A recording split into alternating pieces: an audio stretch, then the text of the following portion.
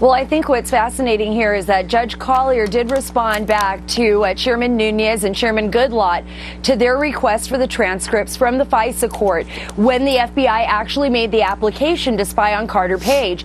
And what she said was significant because she said, Sean, the Department of Justice can easily give you the same documents that we have. This has never been requested before from the FISA court, Collier said. So this is a new thing for them. They have to review everything, decide whether or not they can hand over these documents. But she said that the court would not object to the fact that the Department of Justice could hand them over.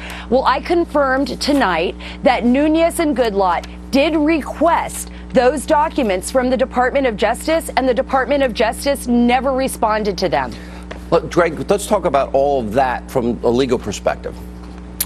Well, Collier has made it clear that they didn't transcribe or record any of the Q&A that occurred in the application for the warrant. But the application exists. It's written. But the applications exist. That is in the possession of the Department of Justice.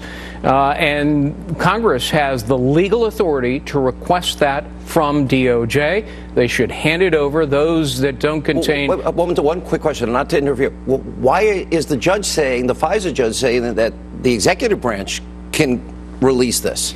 There's a question of separation of powers as to whether or not the judiciary can hand this over, but clearly Congress has constitutional oversight over the executive branch. So it's easier if the executive branch, the Department of Justice, hands it over.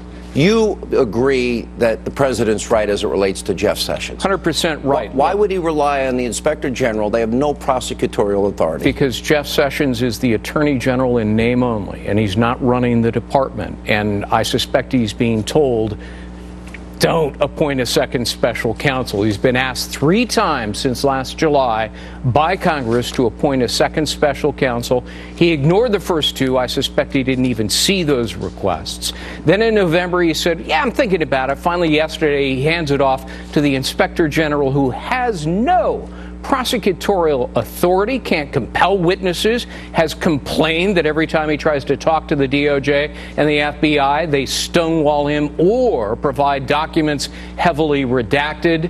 The only way you can get to the bottom of this is somebody who has grand jury subpoena power to compel testimony under oath. The IG doesn't have that. What do you make, David Schoen, of what this judge is saying in this particular case? And very specifically, you know, that the considerations involve not only prerogatives of the legislative branch, but also the interests of the executive branch, including its responsibility for national security.